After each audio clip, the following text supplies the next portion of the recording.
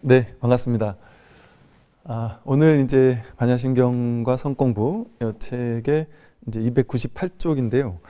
오늘부터 이제 할 부분이 어찌 보면 이제 불교에서 가장 중요한 부분, 지금까지 계속 중요했지만 중요한 부분인데, 이제 오늘 할 부분이 뭐냐면 무무명, 역무무명진 내지 무노사, 역무노사진 하는 이제 부분입니다.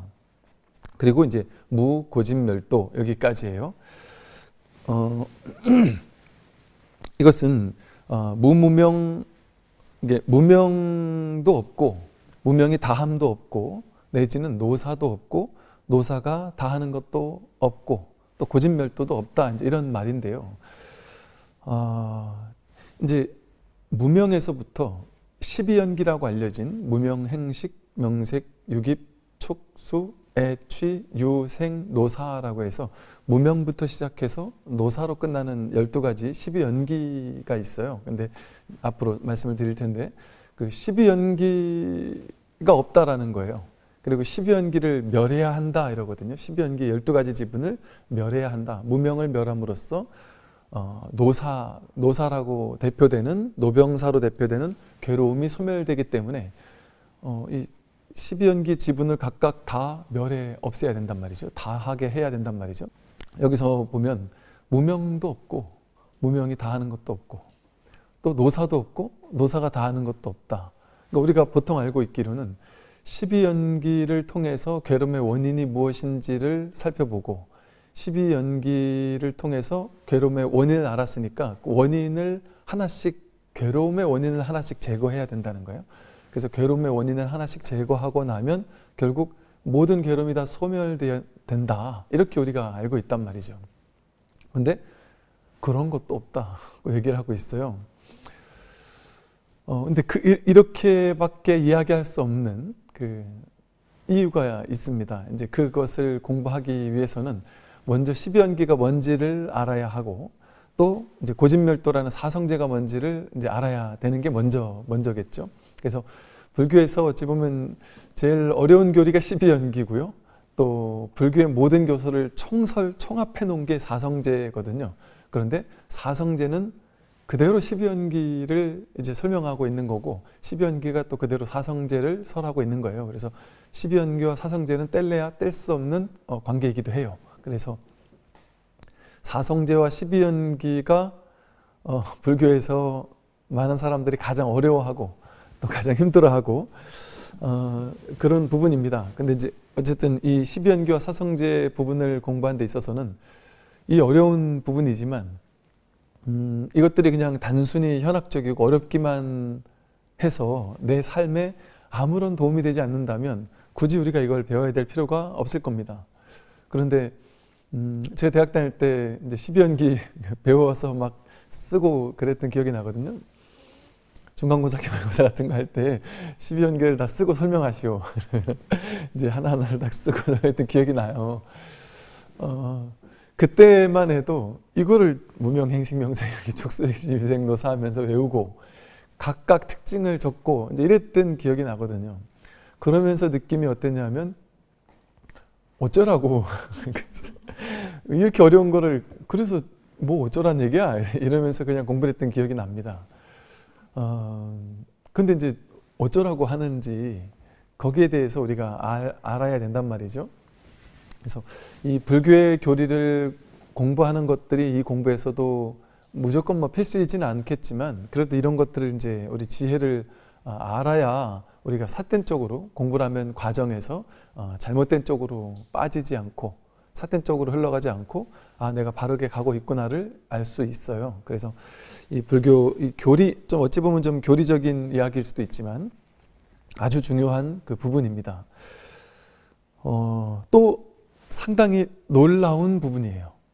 와, 정말 부처님께서 2500년 전에 어떻게 이렇게 놀랍게 이 괴로움의 문제를 통찰할 수 있었을까? 어떻게 우리의 괴로움의 원인이 이렇다라는 것을 어떻게 이렇게 통찰할 수 있었지? 정말 놀랍다 못해 이렇게 막 설 정도로 놀라운 그런 통찰을 담고 있고요. 또 하나 놀라운 것은요. 3세 양중 인과론으로 12연기를 해석을 해요. 즉 과거, 현재, 미래를 상정한 다음에 과거의 뭐 무명행 때문에 현재의 식, 명생, 유기, 뭐 촉 이런 게 연기했고 또 이번 생에 뭐 수, 애, 취, 유 이것 때문에 다음 생에 뭐 생노사라는 괴로움이 연기된다. 뭐 이런 식으로 이제 3세 양중 인과로 설명을 한단 말이죠. 그런데 그거는 우리들의 중생들의 분별심은 이것과 저것을 둘로 나누어야지만 이해한다고 했잖아요. 그냥 하나밖에 없으면 이게 저밖에 없다 이러면 내가 큰지 작은지 알 수가 없는데 나보다 더 큰 사람이 오면 작고 더 작은 사람이 오면 크다라고 이렇게 상대적으로만 우리는 인식할 수 있는 거예요. 인식할 수 있듯이 우리가 분별의 눈으로 봤을 때는 어제가 있고 오늘이 있고 내일이 있다. 그래서 어제 어떤 일을 했기 때문에 그 결과 오늘 어떤 걸 이루었다. 그리고 과거 전생에 너가 어떤 일을 했기 때문에 이번 생에 이런 일이 일어났다. 이렇게 어제와 오늘과 내일, 과거, 현재, 미래를 설명해 주었을 때 중생의 분별심은 훨씬 이해하기가 쉽단 말이죠. 수월하단 말이죠. 부파불교에서 부처님 가르침을 해석했던 사람들의 특징, 부파불교의 단점을 뭐라고 하느냐면 너무 현학적으로 너무 머리로 해석하기만 했다. 그게 이제 단점으로 꼽히고 있단 말이죠. 그런데 이렇게 머리로만 하게 되면 당연히 그냥 뭐 과거, 현재, 미래를 상정하고 분별을 상정해서 분별의 눈으로 머리로 이해할 수 있는 범주 속에서 우리가 12연기를 이해한단 말이에요. 그러다 보니까 부파불교의 수많은 논사들 중에는 12연기는 이렇게 이해하는 거야 라고 해서 3세 양중 인과로서 과거, 현재, 미래로서 설명을 했단 말이죠. 또 그런 측면이 있다 보니까 우리의 어떤 현실적인 중생들의 삶의 모습에서 봤을 땐 그런 측면이 있어요. 그런데 또 이제 부파불교의 어떤 부파에서는 대부분은 3세 양중 인과로 해석했지만 또 어떤 부파에서는 찰나연기, 지금 여기서의 문제다. 12연기가 지금 여기서 드러나고 있다. 이제 이렇게 설명을 한 부파도 있긴 있습니다. 그런데 그게 더 이제 진실에 가깝다라고 볼 수 있죠. 왜냐하면 과거, 현재, 미래라는 것 자체가 망상이잖아요. 분별이잖아요. 생각이잖아요. 한 생각 일으켜서 일어나는 거잖아요. 그럼 불교가 망상을 대상으로 하는 공부는 아니잖아요. 그러니까 과거가 어떻고 현재가 어떻고 미래가 어떻고 이거는 방편으로는 불교에서도 그런 얘기를 할 수 있어요. 그래서 전생에 지은 업장을 소멸하기 위해서 이렇게 하면 다음 생에 그 업장이 소멸될 거야. 이렇게 방편으로는 설명할 수 있지만 사실은 지금 눈앞에 일이란 말이죠. 모든 것은. 그래서 우리 이 불교 공부, 마음 공부라는 것은 언제나 지금 자기 목전에 눈앞에 여기에 일로 가져와야 되는 거예요. 삶이 창조가 언제 됐느냐, 몇 천만 년 전에 세상이 창조됐느냐, 인류 역사의 수많은 역사가 어떻게 됐느냐, 그렇게 얘기하지 않는단 말이죠.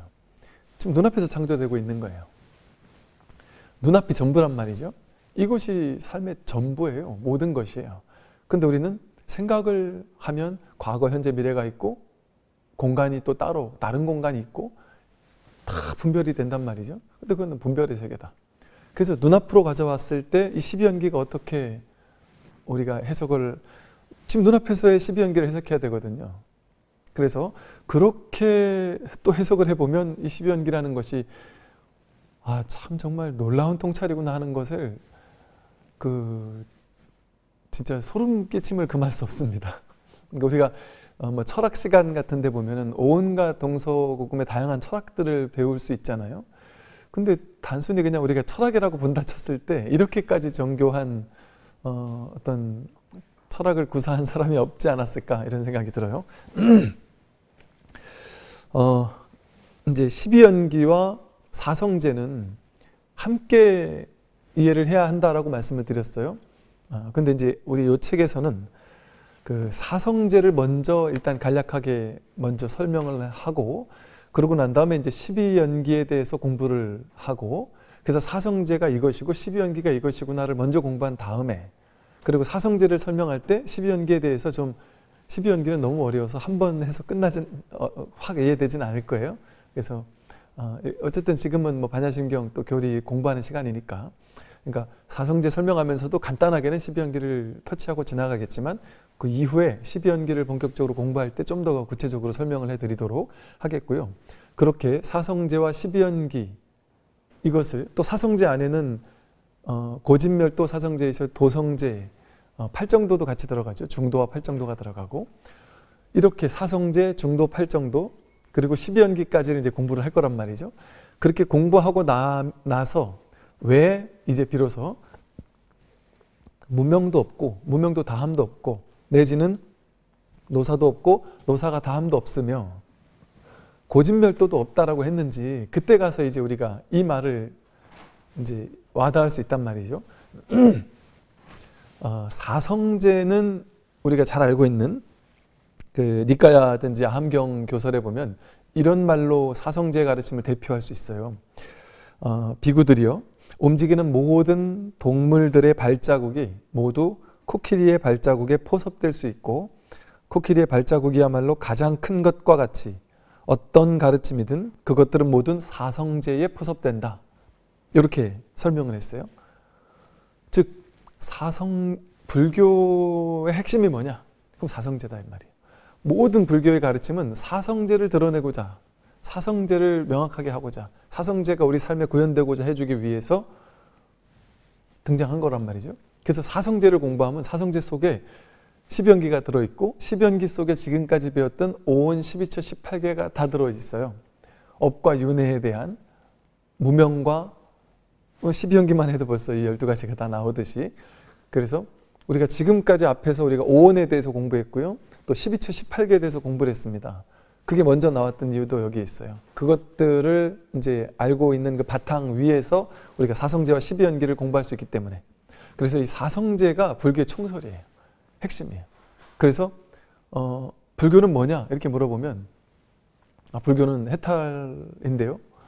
불교는 뭐 참된 행복을 말하는데요. 뭐 다 틀린 말 아니지만 엄밀하게 말하면 이 사성제라는 가르침에 입각해서 말한다면 불교가 뭐냐라고 물어보면 불교는 딱 두 가지를 설합니다. 크게 보면 네 가지인데, 고진멸도, 괴로움과 괴로움의 원인, 괴로움의 소멸, 괴로움의 소멸에 이르는 길, 이게 고진멸도 사성제거든요. 그러니까 즉 괴로움과 괴로움의 소멸, 딱 이거밖에 얘기하지 않는다. 그러니까 불교는 오로지 하나, 괴로움에 대한 이야기만 하고 있다, 이 소리예요.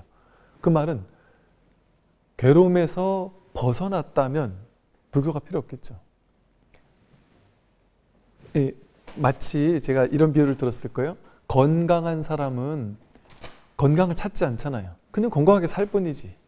건강한 사람이 나는 건강하고 싶어, 나는 건강한 사람이야 이러면서 막 우월감을 느끼거나 이러지 않아요. 그냥 평범한 건강함 속에서 그냥 사는 거예요.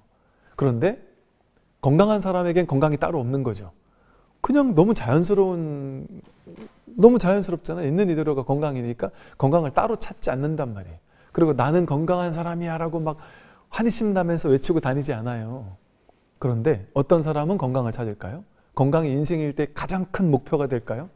아픈 사람은, 병자는.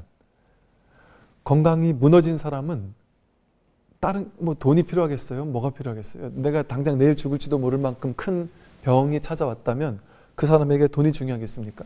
뭐 사랑이 중요하겠어요? 좋은 집이 중요하겠습니까? 명예나 권력이 중요하겠습니까?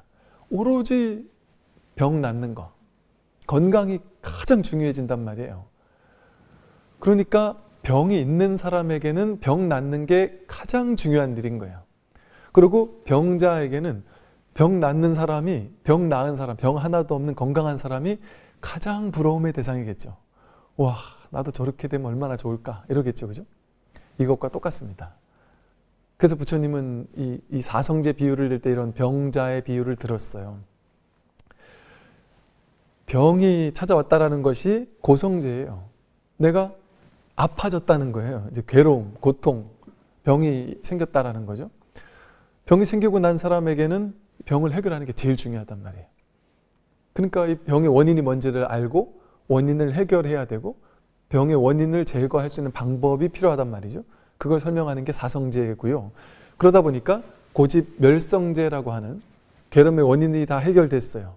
그럼 멸성제가 우리 열반 해탈이라고 한단 말이에요. 그러면 사성제를 통해서 괴로움의 원인을 제거해서 열반 해탈을 증득한 사람은 병이 나은 사람이잖아요. 그러면 병 나은 사람이 나는 병 나은 사람이야 처음엔 한번 그러겠지만 그 다음부터 맨날 병 났다고 그러지 않는 것처럼 깨달음을 얻은 부처님에게는 내가 깨달았다 하는 사람은 자기가 깨달았다는 생각이 있을까요? 병이 나은 사람은 나는 병 났어 막 이러지 않고 그냥 평범하게 당연한 것처럼 그냥 깨달은 사람에게는 괴로움 없는 게 그냥 당연하고 자연스러운 그냥 삶의 방식이란 말이죠. 그러니까 해탈하지 못한 사람에게만 이제 해탈 열반이 중요한 거예요. 우리 같은 사람에게만 해탈 열반이 너무 중요한 거예요. 어마어마한 이상적인 삶이란 말이죠. 근데 해탈 열반 한 사람한테는 해탈도 없고 열반도 없어요. 관념 속에 내가 해탈했다 열반했다는 생각이 없단 말이죠. 그러니까 해탈한 사람한테는 괴로움의 원인도 다 없단 말이에요. 소멸할 것도 없단 말이에요. 괴로움의 원인을 다 하나 제거할 필요도 없단 말이에요. 사실은 그 말이 무명도 없고 무명이 다 할 것도 없다는 거고, 내지는 노사도 없고 노사가 다 할 것도 없다. 괴로움이 없단 말이에요. 괴로움이 사라진 사람에게는 괴로움을 다 할 것도 없잖아요. 괴로움 원인을 제거할 것도 없잖아요. 그런 것들이 아예 없는 거예요. 티끌 하나 붙을 게 없어요. 부처라는 거, 가르침이라는 거, 괴로움의 원인, 괴로움 이런 말 할 필요가 없단 말이죠. 하나도 어떤 거 하나 붙을 자리가 없단 말이죠. 이 텅 빈 본래의 이 법을 깨달은 자리에서는 이제 간단하게 말하면 그렇다고 말할 수 있고요. 이렇게 이제 이 괴로움과 괴로움에서의 벗어남, 이게 불교의 전부예요. 그러니까 우리는 목표가 뭐냐 하면 해탈하는 거, 열반하는 게 목표인 사람이 있어요. 즉 내가 열반 해탈해가지고 뭔가 이 세상에 한번 나는 깨달은 자로 한번 드러내 봐야지. 어떤 분이 이제 그런 되게 솔직하신 분이죠. 이런 메일을 보내오셨어요. 회사에서 너무 욕먹고 일 못한다고 소리 듣고 윗사람들한테 동료들한테 하다못해 밑에 사람한테도 욕먹고 지내면서 너무 이렇게 자존감이 떨어지고 내가 잘난 게 아무것도 없는 거예요. 이 회사 사람들이 다 너무 잘났다 보니까. 그러면서 내 회사 생활하면서 너무 스트레스 받는 인생이 계속된 거예요. 뭘로 해도 이 사람들을 이길 수가 없는 거예요. 그러니까 막 너무 자괴감에 빠져 있다가 어느 날 이 마음 공부를 만난 거예요. 그래서 이 공부를 한번 해보고 법문을 들어보니까 나 같은 사람도 깨달을 수 있겠구나. 괴로움에서 벗어날 수 있겠구나. 다행스럽게 세속의 모든 공부는 열심히 해야 그 인과잖아요. 열심히 해야 그 갈고 닦아야 거기에 대한 결과를 얻을 수 있잖아요. 그래서 좀 타고난 게 있어야 되잖아요. 머리도 좀 타고난 사람이 공부 잘하고, 운동도 타고난 사람이, 운동신경이 좋은 사람이 운동 잘하듯이. 그런데 이 깨달음은 모두가 평등하게 타고났기 때문에, 모두가 완전히 본래 깨달아 있기 때문에 이것은 타고난 기질이 필요 없다. 누구나 깨달을 수 있는 가능성이 있다. 그걸 우리 불성이 있다라고 표현을 했단 말이죠. 나도 깨달을 수 있겠구나. 내가 다른 거는 남들에게 뒤처질 수 있지만 깨달음에 대해서는 나도 할 수 있겠구나. 그 생각을 하고 나서 속마음은 그랬다는 거예요. 내가 이 회사의 이 사람들 말이지, 내가 깨달아가지고 너희들 콧대를 납작하게 해주겠다. 내가 깨닫고 나면 너희들보다 훨씬 지혜로워지고 훨씬 대단한 사람이 되고 이러지 않겠느냐. 내가 깨닫기만 하면 너희들 이제 기다려라, 딱 기다려라. 이제 이런 마음으로 공부를 했다는 거죠. 이게 어찌 보면 진실한 말인데 우리는 그런 마음으로 처음에 공부를 해요. 그런 생각이 들 수 있단 말이죠. 즉 그냥 괴로움이 소멸되고 사는 건데, 평범하게 사는 건데 그런 걸 원하는 게 아니라 대단한 걸 원한단 말이에요. 뭔가 이 깨달음을 통해서 나를 세상에 드러내고 싶고, 내가 세상에서 뭔가 대단한 사람이 되고 싶고, 처음에는 그거를 원하면서 이 공부를 할 수 있단 말이죠. 근데 공부를 점점 하다 보면 이것은 그런 것이 아니구나. 나를 막 드러내려고 하는 공부가 아니에요. 그래서 깨달음이라는 어떤 최신의 어떤 뭔가를 장착해가지고 내가 더 뛰어난 사람이 되는 거, 그런 게 아니에요. 그래서요, 이 사성제를 통해서 그 괴로움의 원인이 뭔지, 또 괴로움의 원인을 멸하는 것에 대한 공부를 또 하게 되고, 또 거기에 이르는 이제 길, 도성제를 이제 공부를 하게 됩니다. 이제 오늘은 이제 첫 번째 이제 고성제에 대한 이야기를 좀 해보려고 하는데요. 괴로움은 성스러운 진리다 이렇게 했어요. 고진멸도가 전부 다 고성제, 집성제, 멸성제, 도성제. 이 사성제는 성스러운 진리거든요. 괴로움이 왜 성스러운 진리지? 우리들은 괴로움에서 벗어나는 게 목표잖아요. 이거 타깃을 제대로 잡고 시작해야 돼요. 공부를 할 때. 내가 열반해탈하겠다. 내가 막 뛰어난 부처 같은 사람이 되겠다. 이런 생각을 가지고 시작하면 안 된단 말이죠. 아, 괴로움을 해결하는 게 내 인생에 가장 중요한 것이구나. 그거잖아요. 그러면 늙고 병들고 죽는 게 괴롭잖아요. 죽을까 봐 괴롭잖아요. 병들까 봐 괴롭잖아요. 여기서 벗어나는 거예요. 그러면 늙고 병들고 죽는 게 괴롭지 않게 된다는 얘기잖아요. 그게 제일 중요한 거 아닙니까? 왜냐하면 돈이 1,000억이 있는 거 1,000억을 선택하시겠어요? 1,000억은 있는데 내일 죽는 걸 선택하시겠어요? 내일 안 죽고 1,000억 안 갖는 게 낫잖아요. 그죠? 그러니까 우리가 지금까지 그렇게 현실에서 추구해왔던 것들은 죽음 앞에서 한낱 종이 조각도 안 돼, 쓰레기도 안 되는 거예요. 그러니까 그 가장 중요한 핵심의 문제를 우리는 이제 파고들려고 하는 공부거든요, 이 공부가. 그래서 이 마음 공부는요, 불교 공부는 세상에서 하는 그 어떤 무슨 인문학 강의 이런 종류가 아니에요. 그 머리 지식을 늘리고 인문학적 소양을 쌓고 이런 것들이 아니에요.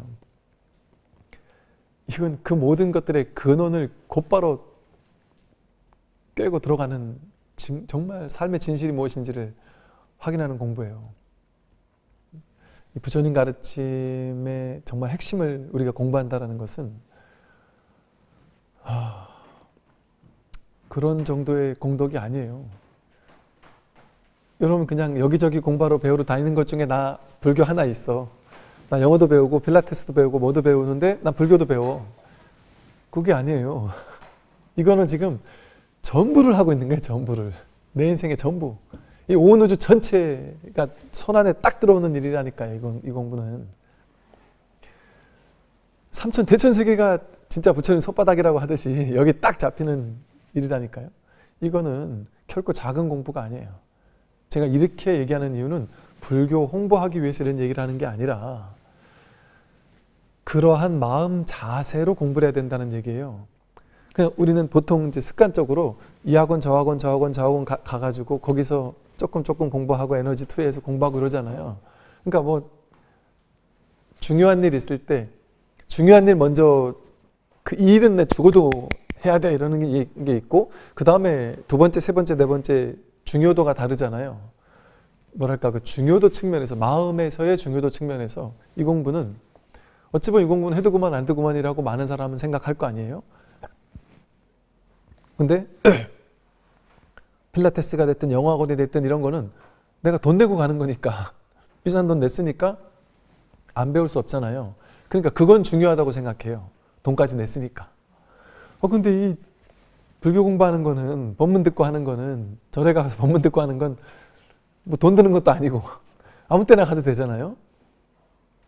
그러다 보니까 너무 쉽게 생각한단 말이지. 이건 내 중요도에서 떨어진단 말이에요. 그래도 상관은 없겠지만 현실에서야 제가 이 말씀을 굳이 드리는 이유는 불교 홍보하려는 게 아니라 어떤 마음을 가지고 공부를 해야 되는지를 설명하는 거예요. 이 공부가 내 인생의 제일 중요한 공부다. 중차대한 공부다. 이 공부가 나를 죽이고 살리는 공부라니까요. 나를 살리는 공부라니까요. 이게 어떻게 이 공부가 두 번째, 세 번째, 네 번째 비중이 될 수가 있겠어요. 만사 제치고 해야 되는 공부인 거예요. 그게 출가 정신이거든요. 지금 우리는 돈 벌기 위해서 세상을 살기 위해서 온갖 일들에 관심사가 가 있잖아요. 근데 사실은 진짜 이 공부가 뭔지를 안다면 출가하지 않을 수가 없는 거예요. 출가는 뭐예요? 버리고 떠나는 거잖아요. 싹 다 버리고 떠나는 거잖아요. 그런다고 해서 머리를 깎고 들어가라는 얘기가 아니라 그만큼 이 공부가 모든 것을 버리되 버림없이 버리는 거예요. 진짜 재산을 다 버리라는 게 아니라 거기에 과도한 집착을 굳이 할 필요가 없게 된단 말이죠. 왜? 제일 중요한 게 이게 돼버리는 공부예요. 즉 심출가를 하게 된단 말이죠. 그래서 요즘 제가 불자분들 만나 뵈면 놀랍다라는 걸 느껴요. 와, 이분들은 겉으로 봤을 땐 일반 보살님, 거살님들인데 이분들과 대화를 나눠보면 그 발심 있잖아요. 공부에 대한 간절한 발심이 너무 강하셔가지고 이분들은 승보구나, 거룩하신 승보시구나, 정말 그렇게 느껴진다니까요. 이게 정말 머리를 안 깎았다 뿐이지 정말 거룩한 승보가 이런 분들이시다. 그렇게 공부하는 분들이 많아지고 있단 말이죠, 요새. 그리고 그런 정신으로 공부를 하니까 이 공부가 되는 거예요. 그런 마음 자세만 있으면 이 공부는 그냥 됩니다. 왜냐하면 이 공부는 방법이 없거든요. 마음의 간절함이 어떠냐에 따라서 공부가 되고 안 되고가 결정나는 공부예요, 이 공부가. 그래서 이 공부에 대한 어떤 자세가 그렇게 중요한 거예요. 괴로움, 노병사, 늙고 병들고 죽는 괴로움의 문제를 해결하는 공부니까 이것보다 중요한 게 없거든요. 일반 평범한 사람들은, 일반 중생들, 괴로워하는 많은 사람들이 이 공부를 언제 시작하느냐? 감당하기 어려울 만한 충격적인 괴로움에 사무쳤을 때, 혹은 그 괴로움을 목격했을 때, 괴로움이 이게 내일이구나, 내가 내일이라도 죽을 수 있구나라는 걸 목격하고 나서는 삶에 대해서 근원적인 어떤 되돌아봄, 이런 것들이 딱 일어나는 거예요.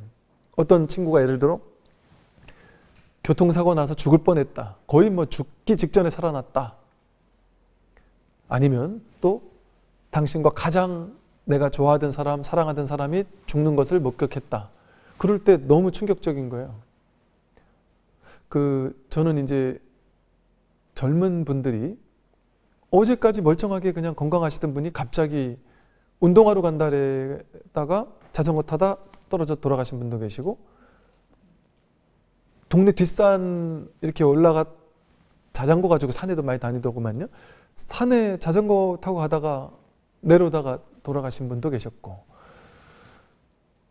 멀쩡하게 축구 잘하고 나서 헤어졌는데 그 다음날 출근을 못 하셔서 보니까 밤에 오늘은 피곤해서 일찍 자야 되겠다고 주무셨다가 일어나지 못하신 분도 뵀고, 교통사고로 허망하게 간 분도 뵀단 말이죠.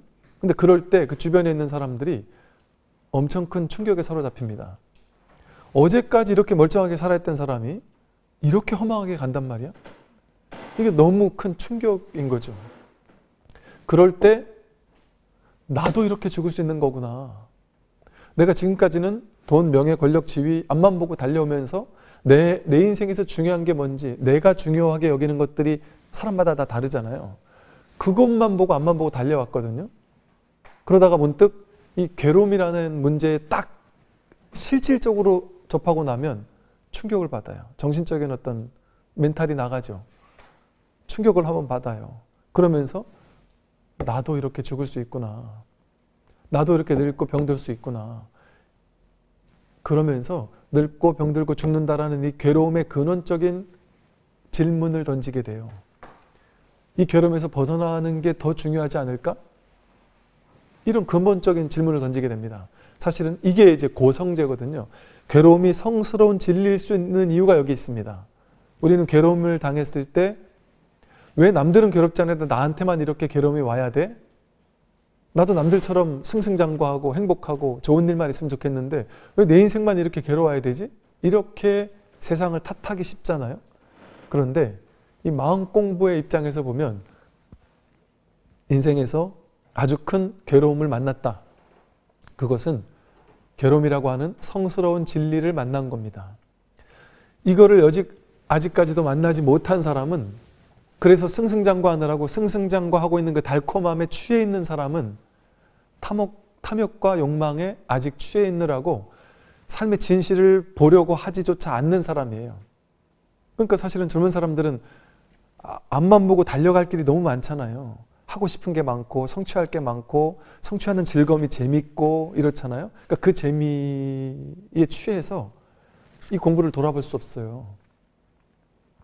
그런데도 불구하고 젊은 사람이 이 공부를 하려고 맘먹는다? 이거는 정말 그 사람이 뭔가 이 괴로움의 문제를 한번 직면했거나 아니면 뭔가 타고난 그 말 그대로 전생부터 이 공부 인연이 있던 선근공덕이 있는 사람이거나 아마 그러겠죠. 부처님께서도 마찬가지예요. 부처님이 어느 정도 이제 왕자가 되고 문득 어머니의 죽음에 대해서 충격적으로 다가온 거예요. 어머니가 왜 죽었지? 어머니가 나 때문에 죽었구나. 내가 태어나고 나서, 나를 태어나게 하고 나서 일주일도 안 돼가지고 그 후유증으로 돌아가셨구나. 이 사실을 직면하면서 내가 태어난 것이 어머님을 죽게 했단 말이야? 진짜 어머님 품에 한 번 안겨 있지도 못하고 그러고 부처님은 살았던 거 아니겠어요? 그 대목을 알 수 있는 게 나중에 정반왕에게, 아버지에게 출가하겠습니다 라고 했을 때, 너 왕자가 넌 나중에 왕이 될 건데 뭐가 부족한 게 있어 출가하려고 하느냐. 너가 원하는 거 내가 다 해줄 수 있다. 뭐하러 출가하려고? 출가하지 마라. 내가 왕인데 뭔들 못 해주겠네. 다 해줄 테니까 출가하지 마라 이랬는데, 말하자면 이런 거예요. 아버지, 임금님, 거짓말하지 마십시오. 아버지가 아무리 임금이라고 해도 어떻게 저에게 다 해줄 수 있다는 말을 하십니까? 그런 거짓말을 하십니까? 아버지는 이 국민들에게 뭐든지 다 해줄 수 있을 만한 왕이라는 생각을 가지고 있겠지만, 국민들에게 다 해주기는커녕 내가 가장 사랑하는 내 아내조차 지키지 못한 사람입니다. 내 아내의 죽음조차 손쓸 수 없었지 않습니까? 내가 가장 사랑하는 사람도 그 죽음을 옆에서 그냥 지켜볼 수밖에 없었고 눈물 흘릴 수밖에 없었던 사람인데, 그렇게 무력한 사람인데 어떻게 그 정도 가지고 내가 원하는 것, 우리 국민들이 원하는 걸 해줄 수 있다고 하십니까? 그렇지 않습니다. 즉 그 말은 뭐겠어요? 이 죽음의 문제, 늙고 병들고 죽는 문제, 그 문제에 강한 어떤 이 출가에 대한 동기가 있었던 거예요. 또 제가 주변에서 만나는 많은 분들도 마찬가지입니다. 이 고성제를 깨닫는 게 첫 번째예요. 이 고성제를 한번 딱 직면하는 게 첫 번째, 이 공부에서 제일 중요한 어떤 터닝 포인트가 됩니다. 정말 많은 불자분들 또 공부인들을 만나지 않았겠어요? 그분들의 특징이 있어요. 힘들어서 찾아와요. 아니면 뭔가 이룰 게 있어서 찾아올 수도 있고, 뭔가 큰 괴로움이 있을 때, 아픔이 있을 때, 절망이 올 때, 그때 뭔가 지푸라기라도 잡는 심정으로 우리는 종교에 귀의하고 싶어 한단 말이죠. 또 뭔가 마음이 막 불안할 때, 자식이 수능 시험을 본다. 너무 불안하단 말이에요. 뭔가 그게 너무 막 내가 마음에 막 욕망하고 원하는 그런 게 있단 말이죠. 그럴 때도 찾아오지만, 정말 그 괴로움의 문제, 이런 게 한번 탁 부딪혔을 때, 그때 한번 충격을 받는데, 그게 내 인생의 가장 큰 괴로움이었기 때문에 가장 큰 충격이었잖아요. 그런데 알고 봤더니 그게 가장 큰 내 인생의 중요한 사건이었고, 가장 귀한 일이었고, 가장 아름다운 사건이었고, 가장 성스러운 일이었다라는 사실을 우리는 모른단 말이에요. 그 괴로움의 문제, 고의 문제에 직면하는 거, 그게 제일 중요한 거예요. 그런데 이거를 반드시 그러면 내가 죽을 병에 걸려봐야지만 고성제를 알면 되겠습니까? 그럼 늦잖아요. 우리 부모님이나 누가 사랑하는 사람이 먼저 떠나고 난 다음에야 그때 가서 고성제를 깨닫고 나도 공부해야지 이러면 늦잖아요. 또 내가 나이가 들어서 이제 늙고 병들 때 되니까 그때 가서 이 공부를 해야 되겠네 이렇게 하면 늦어요.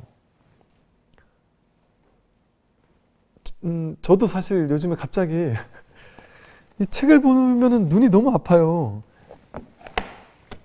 와, 말로만 듣던 노안이라는 게 이렇게 시작되나 싶은 생각이 드는데, 보통 보면요, 어르신들이 나 나중에 나이 들면 이제 퇴직하고 나서 그때 이제 여유 있을 테니까 그때 가서 공부할 겁니다. 그때 가서는 제가 진짜 마음 공부 열심히 할 겁니다. 근데 그때 가서는 공부하려고 책을 봐도 책이 안 보이고 법문을 들으려고 해도 안 들릴 수가 있어요. 지금의 일이에요. 지금의 일. 왜? 지금뿐이기 때문에. 나중에 늙어서가 어디 있어요. 지금인데. 그래서 이 고성제, 괴로움이라는 성스러운 진실에 우리가 탁 마주해야 되는데, 그거를 직접적으로 맞이하지 않더라도 당연하잖아요. 당연히 우리는 늙고 병들고 죽을 거 아니에요? 내가 지금 막 달콤한 행복을 가져다 주는 것처럼 보이는 모든 것들, 내가 소유하고자 하고 집착하고 원하고 갖고 싶은 모든 것들, 그런 것들은 가질 수 있어요. 분명히 노력하면 가질 수 있지만, 내가 가질 수 있는 모든 것들은 가질 수 있기 때문에 반드시 떠나갑니다. 떠나갈 수도 있는 게 아니에요. 100% 내가 취한 것은 100% 떠나가요. 왜? 그게 인연생, 인연멸의 연기 법칙이에요. 생겨난 모든 것들은 반드시 사라집니다. 근데 우리는 생겨났을 때 이게 내 것 같아요. 부자는 내가 계속 부자일 것 같아요. 느낌에. 어떻게 계속 부자일 수 있어요? 그럼 반드시 사라져요. 반드시. 모든 것이 돈, 명예, 권력, 지위 전부 다 반드시 사라져요. 그건 근원적이지 못하고 영원하지 못한 거예요. 무상한 거예요. 재행무상. 무상하게 변해가는데 우리는 변해갈 줄 모르는 거죠. 우리 어릴 때 그러셨잖아요. 저도 그랬거든요. 어릴 때는 왠지 내가 어른이 될 것 같지 않은 것 같잖아요. 난 아직 젊은 것 같고 어린 것 같고, 내가 어른이 된다는 게 말이 돼? 이렇게 느낀단 말이에요. 그리고 이렇게 옛날에 보면 이렇게 아저씨, 아줌마 이런 사람들을 보면 젊었을 때, 어렸을 때는 와, 저 아저씨, 저 아줌마 이렇게 느끼잖아요. 근데 어느덧 보니까 인정하고 싶지 않지만 내가 아줌마가 되고 아저씨가 되고 내가 늙어가고 있단 말이에요. 그렇게 무상하게 계속해서 변해가요. 이렇게 변해가는 것이 영원하지 않구나, 무상하구나. 그럼 변해가는 것 중에 어떤 걸 붙잡고 나라고 할 수 있어요? 내 거라고 할 수 있어요? 거기서 어디서 내 자기 정체성을 만족시킬 수 있겠습니까? 그건 나의 정체성이 아닌 거예요. 내가 잘났다, 나는 젊다, 나는 건강하다, 나는 돈이 많다, 난 능력 있다. 자기 정체성 아니에요. 다 변해갈 거니까 그거는 진짜 정체성이 아니란 말이죠. 진짜 나의 정말 정체가 아니에요. 그럼 진짜 내가 누군지를 알고 살아야죠. 그건 전부 다 왔다 가는 거란 말이죠. 왔다 가는 거에 내가 목맬 필요가 없겠구나라는 사실을 깨달아야 된단 말이죠. 그래서 인생의 괴로움이 찾아왔을 때 그 괴로움을 한번 무조건 회피하려고 하거나 무조건 괴로움에서 도망치려고만 해서는 안 된다. 그러면 그 괴로움이 가져다주는 성스러운 진리를 놓쳐버려요. 괴로움이 성스러운 진리인지 모르고 괴로움이 나를 공격하는, 나를 괴롭히는 아주 나쁜 거라고 생각하면서 괴로움에서 벗어나려고만 길을 쓴단 말이에요. 그럼 괴로움은 나에게 나쁜 거다라고 생각해서 괴로움을 피해 도망치려고만 했어요. 그렇게 되었을 때 어떻게든 도망치려고 막 애쓰고 노력하고 유의 조작을 한단 말이죠. 그러면 더 힘들어지고 더 기력이 빠지고 이 괴로움과 싸우기 때문에, 도망치려고 싸우기 때문에 더 힘이 들 뿐 괴로움이 사라지진 않아요. 괴로움은 우리를 죽이려고 찾아온 게 아니거든요. 괴로움은 너를 깨닫게 하기 위해서 찾아왔는데 얘가 자꾸 도망가는 거예요. 괴로움의 모습으로 얘를 깨닫게 하려고 괴로움이 딱 왔는데 얘가 자꾸 도망치니까 이 괴로움이라는 자비로운 성스러운 진리는 이 사람을 그럼에도 불구하고 깨닫게 해주고 싶은 거예요. 그러면 어떻게 해야 깨닫겠어요? 얘가 도망치니까 자꾸 쫓아가는 거예요. 너 깨달을 때까지 내가 쫓아가서 끝끝내 자비롭게 얘를 도와줘야 되니까. 그러니까 도망치면 칠수록 괴로움은 점점 더 커져요. 이것과 싸우려고 하면 싸우려고 할수록 싸우는 게 나고, 내가 싸우려는 힘이 커질수록, 도망치려고 하는 힘이 커질수록 걔도 힘이 커져요. 그 경계가 내가 만든 허망한 분별 경계이기 때문에 그래요. 그러니까 도망치려고 하거나 마부터 싸우려고 하면 그것도 커지고 나도 커지는 거예요. 그러니까 더 힘만 빠지는 거예요. 아무런 효과가 없고 소득이 없단 말이죠. 그래서 어떻게 해야 되느냐, 괴로움이 찾아왔을 때 그 괴로움을 피해 도망치려고 하지 않고 거기 있어주는 거예요. 거기 멈춰서서 이것이 무엇인지를 봐야 된단 말이죠. 직면해야 된단 말이죠. 그거를 바라볼 수 있어야 돼요. 그걸 도망치려고 하지 않고 오도록 허용하고 너가 가고 싶을 때 가라고 하고 온 것에 대해서 그냥 인정해 준단 말이죠. 그냥 받아들여 준단 말이에요. 그냥 오케이, 너가 왔으니까 나는 너가 왜 온지 모르겠다. 세웅지마라고 해서 우리 인생 알 수 없잖아요. 모르니까 나는 내버려 두는 거예요. 그리고 바라봐 주는 거예요. 그게 직면하는 거예요. 그래 됐을 때 괴로움이 더 이상 나를 괴롭히지 않아요. 괴로움이 나에게 가져다 주려고 하는 삶의 의미, 깨달음이 무엇인지에 대해서 우리가 그 성스러운 진리에 한번 눈뜨게 될 수 있는 계기를 마련할 수 있단 말이죠. 그래서 우리가 이 마음 공부에 있어서 가장 중요한 첫 번째는 괴로움이 성스러운 진리인 줄을 먼저 알아야 돼요. 그래서 괴로움이 왔을 때 도망치려고 하지 않고, 괴로움이 왔을 때 그걸 피해 달아나려 하지 않고, 이 괴로움이 도대체 왜 왔을까? 이 괴로움이 왜 성스러운 진리일까에 대해서 한번 직면하고 바라볼 수 있는 용기, 지혜가 필요한 것이죠. 그래서 이것이 먼저 있어야만 그 다음 진도가 나가요. 괴로움의 원인이 뭔지를 해결할 수가 있는 지혜가 생겨나기 시작하겠죠. 오늘 여기까지 말씀을 드리고 다음 시간 이어서 하겠습니다. 말씀 하십시오.